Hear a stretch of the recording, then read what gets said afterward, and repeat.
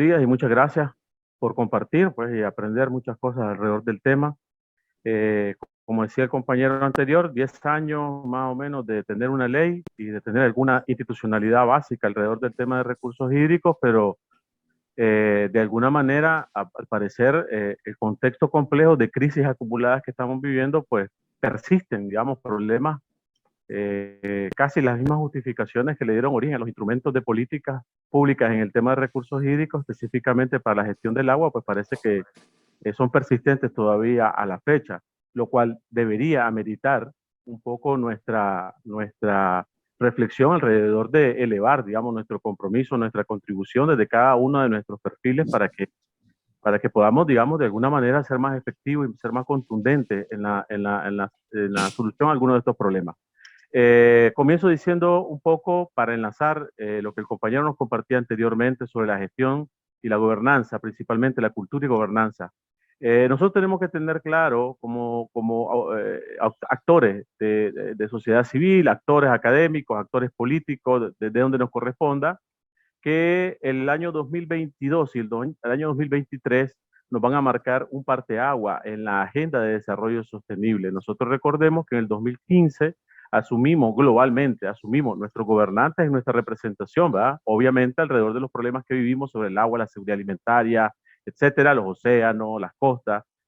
Asumimos la responsabilidad alrededor de la agenda de desarrollo sostenible en temas de reducción de riesgos de desastre, el Acuerdo de París, los ODS, etcétera, y que entonces entramos el próximo año al parteaguas de evaluar la mitad del camino recorrido de cara al 2030.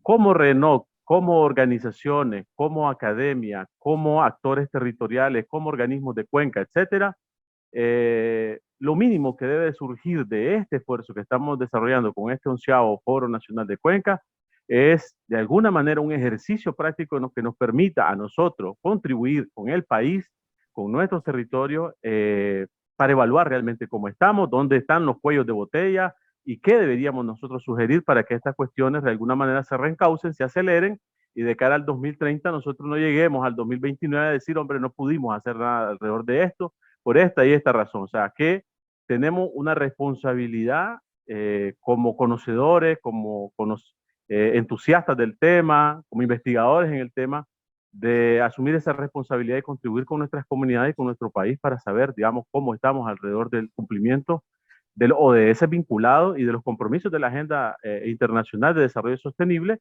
nuestros compromisos nacionales y nuestras contribuciones nacionales a este problema también. Entonces, dejo eso sobre la mesa porque me parece que podemos hacer más, debemos hacer más y necesitamos hacer más alrededor del tema. Voy a enfocarme ahora en la presentación, donde voy a tratar de responder un poco a la necesidad de hablar de resiliencia climática, alrededor siempre obviamente del recurso hídrico y obviamente la cuenca, pues que es el soporte.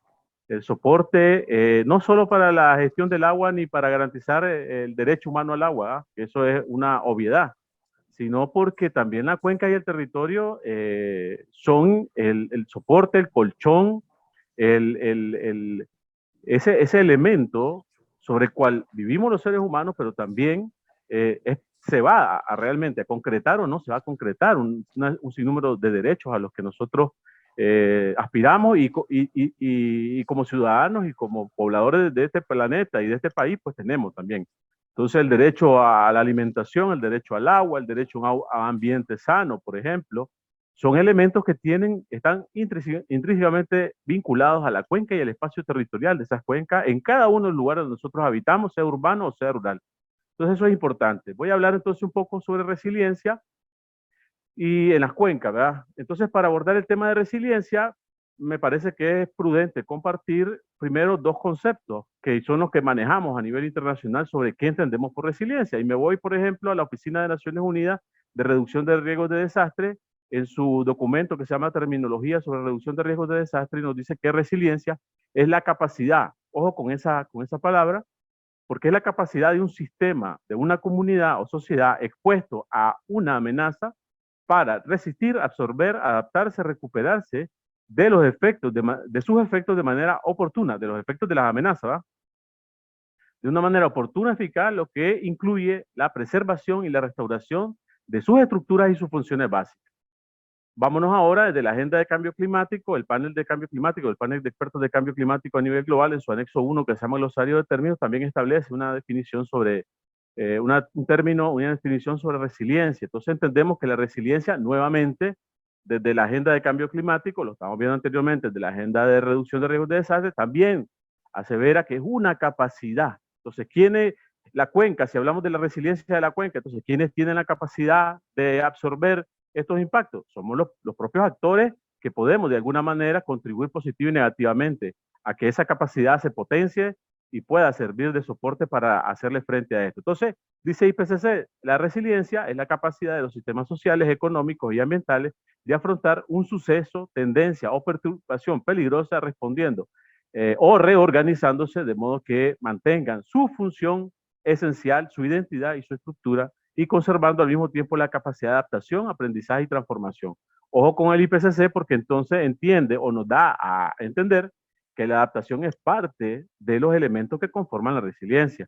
Pero hay dos cosas importantes, que entonces dice que la resiliencia es una capacidad, o sea, nuestra capacidad para soportar, absorber, hacerle frente a estas perturbaciones, pero también el fin último de esto es mantener las funciones básicas o las funciones esenciales de los elementos que soportan la vida de nosotros. Estamos hablando de agua, entonces nos referimos a esas capacidades que como entidades jurídicas o personales, ¿verdad? O individuales debemos desarrollar para esto. Cuando hablamos de clima, entonces estamos viendo que en ese espacio donde tocamos piso, que es la cuenca, que es el territorio, hay una serie de eventos, que están de alguna manera, que son eso, a los que nos tenemos que enfrentar para saberlos absorber. Entonces estamos hablando que en ese tipo de esos eventos a nivel local están influenciados por el medio físico en el que nosotros estamos ahí. La vegetación es un elemento clave para hacerle frente a las situaciones vinculadas a los fenómenos meteorológicos, hidrometeorológicos o climáticos, como querramos llamarle, pero también hay otras influencias más allá del territorio donde estamos conviviendo y donde estamos interactuando, que son algunos elementos que tienen que ver en las relaciones atmosféricas y oceánicas, que también tienen que influenciar con la forma en que los vientos se nos vienen, las formas en las corrientes oceánicas también en nuestras costas, en nuestras zonas marinas costeras, la forma en cómo llueve, la forma en cómo hace nubosidad, etcétera.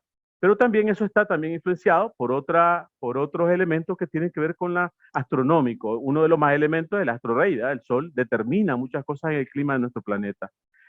Entonces, vamos a referirnos aquí, yo voy a tratar de dar ejemplos sobre los eventos que en la cuenca pueden estar de alguna manera desafiando esa resiliencia, o mejor dicho, se convierten en los desafíos para construir esa resiliencia, para construir esa capacidad y soportar, absorber y sobrellevar estas presiones que están ocurriendo a este nivel de piso.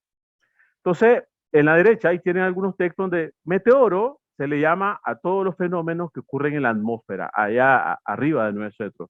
Y eso se divide en acuosos, eléctricos y ópticos.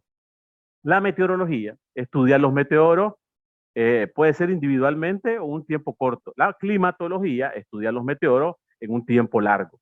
Por lo tanto, entendemos que el clima, estudiado desde la climatología, es la descripción estadística del comportamiento de sus variables. ¿Cuáles son las variables del clima? Precipitación, temperatura, nubosidad, rayo UV, etcétera. Humedad, presión atmosférica, pero también de algunos fenómenos puntuales que nosotros estudiamos a través de los aparatos. La precipitación, obviamente, además de ser un fenómeno, también es una variable de clima, pero también nos está, digamos, mostrando alguna tendencia que agrupada en años nos va marcando un poco las formas en cómo puede estar ejerciendo presión sobre ese territorio llamado cuenca. Esos fenómenos los estudiamos estadísticamente en términos de sus valores promedios, que es lo que comúnmente nosotros llamamos normas climáticas. Cuando INETER nos advierte que la precipitación va a estar, por ejemplo, encima de la norma o por debajo de la norma, nos está indicando de que va a estar en función por encima o por debajo de un valor medio ya estudiado estadísticamente, que es el que le conocemos norma histórica o normal climática. Pero ese promedio nos dice la Organización Meteorológica Mundial que para estudiar estos eventos y estos fenómenos debemos tener más o menos una estadística de 30 años para considerar un poco la tendencia que es su comportamiento habitual.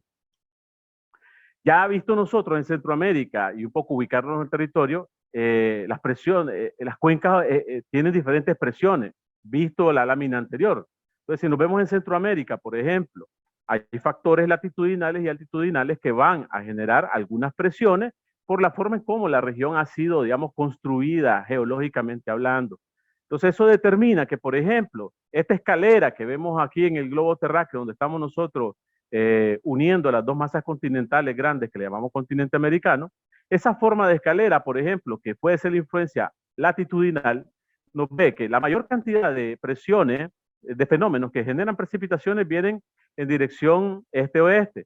Por lo tanto, estos taludes, esta parte de la escalera van a sufrir las mayores consecuencias de estos fenómenos que vienen de frente. Si hablamos, por ejemplo, de frentes fríos que nos bajan del norte, entonces en esa escalera, estos pisos son los que van a recibir de alguna manera. Quiere decir que según la latitud y la altitud, podemos estar, digamos, de alguna manera en nuestro territorio, ya sea en Estelí, en Jinotega, a diferencia de Rivas, a diferencia de la costa caribe, a diferencia de Huaco, Chontales. La ubicación es determinante para saber cómo, digamos, el clima también interactúa y pone, digamos, desafía los ejercicios de resiliencia que nosotros podamos estar, de afrontamiento que podamos estar desarrollando en el territorio. Entonces tenemos presiones oceánicas, estamos rodeados realmente de dos masas oceánicas que tienen una influencia muy determinante en los climas terrestres y obviamente esos climas terrestres a su vez en la forma en cómo precipita y cómo esas cuencas están listas o están dispuestas para de alguna manera favorecer o no favorecer la absorción de esas precipitaciones, que dicho sea de paso, es una de las únicas formas en las que nuestros acuíferos superficiales y subterráneos pueden disponer de agua para ese derecho que estamos queriendo de alguna manera proteger, garantizar. Pero también tenemos presiones que tienen que ejercerse desde los pisos altitudinales más bajos hacia los altos. Entonces vemos que también los pisos altitudinales bajos son más cálidos, los pisos altitudinales más altos son más fríos. Eso también tiene mucho que ver con la configuración de nuestras cuencas, con la forma en cómo esa absorción, esa radiación solar, esa evaporación también se da de la precipitación. Y lo último que también tiene que ver con dónde estamos localizados. Siempre hemos dicho la condición de corredor seco, por ejemplo. Si la mayor cantidad de sistemas que nos generan precipitación vienen del este, las ondas tropicales principalmente, entonces obviamente el Caribe es el que va a recibir la mayor cantidad de precipitación y obviamente es donde más llueve, históricamente hablando. Pero entonces, al transcurrir la pared montañosa del centro, el otro lado del Pacífico recibe menos humedad y por lo tanto pues tiene tendencia a recibir no solo menos precipitaciones, sino a ser más seco. Bien, hablemos de eventos entonces. ¿Qué nos referimos con eventos? Y primero me refiero a esta lámina de abajo que es extraída de un informe de Naciones Unidas sobre la cantidad de eventos de desastres que han habido a nivel global. Y cuenta que desde 1900 a la fecha en el mundo han habido unos 7.200 eventos de desastre. Unos 7.200 eventos de desastre, 1.719 han sido de escala mundial, y 423 han ocurrido en América, más o menos en los últimos 5 años de todos esos eventos. Entonces 1.719 han ocurrido en nuestro continente y 423, entonces más o menos el número, son 25% de los fenómenos ocurren en América. Centroamérica, todos hemos dicho esto y lo hemos reafirmado, es una de las regiones más vulnerables por su naturaleza, por su configuración, por la forma en cómo se ha dispuesto y se ha construido este territorio, pues está alrededor de paso, o está sentada, o está en el paso de un sinnúmero de eventos de origen climático, geológico, etcétera, que le generan un sinnúmero de eventos desastrosos.